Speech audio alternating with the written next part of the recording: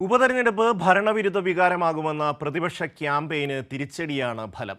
ചേലക്കരയിൽ LDF വിജയക്കൊടി നാട്ടിയതും Palakkad LDF vote വിഹിതം കൂട്ടിയതും ഭരണത്തിന് കരുത്ത് നൽകുമ്പോൾ UDF പ്രതീക്ഷകളാണ് അസ്ഥാനത്തായത്. ഒപ്പം ജനവികാരം മനസ്സിലാക്കി SDPI ജമാഅത്ത് ഇസ്ലാമിയുമായി UDF കൂട്ടുകൂടിയെന്ന വിമർശനവും ശക്തമാണ്.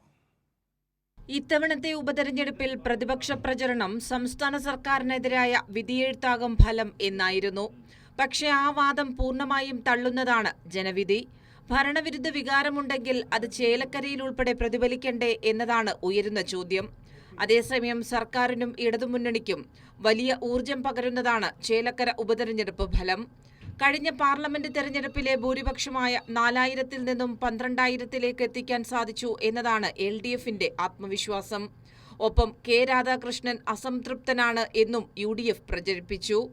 കെ രാധാകൃഷ്ണൻ തന്നെ തെരഞ്ഞെടുപ്പ് പ്രചാരണത്തിന് ചുക്കാൻ പിടിച്ച് വൻ വിജയം കരസ്ഥമാക്കി ഇതിന് മറുപടി നൽകി. ഭരണവിരുദ്ധ വികാരം, ഒപ്പം മുഖ്യമന്ത്രിക്കെതിരായ ക്യാമ്പയിൻ, ഇതിൽ പൂർണ്ണമായും പ്രതിപക്ഷം പരാജയപ്പെട്ടതാണ് ജനവിധി വരച്ചുകാട്ടുന്നത്. ജനങ്ങൾ സർക്കാരിന് എതിരല്ല എന്ന തിരിച്ചറിവിന്റെ അടിസ്ഥാനത്തിലാണ് SDPI, ജമാഅത്തെ ഇസ്ലാമി എന്നിവരുമായി പാലക്കാട് കോൺഗ്രസ് കൂട്ടുകൂടിയത് എന്നാണ് രാഷ്ട്രീയ വിമർശനം. 3ാം സ്ഥാനത്താണെങ്കിലും പാലക്കാട് LDFന് വോട്ട് വർദ്ധിച്ചു. നഗരസഭയിൽ ഉൾപ്പെടെ വോട്ട് കൂടിയത് LDFന് നേട്ടമായി. ഇത് പാലക്കാട് ഇടത് ക്യാമ്പിന് ആത്മവിശ്വാസം പകരുന്നു. ഉപതെരഞ്ഞെടുപ്പ് ഫലം സംസ്ഥാനത്തെ ജനങ്ങൾ സർക്കാരിനൊപ്പമുണ്ട് എന്ന് പറഞ്ഞുവെക്കുന്നതാണെന്നും ഇത് സർക്കാരിന് കരുത്തേകുന്നതാണെന്നും LDFും സർക്കാരും വിലയിരുത്തുന്നു. കൈരളി ന്യൂസ്, തിരുവനന്തപുരം.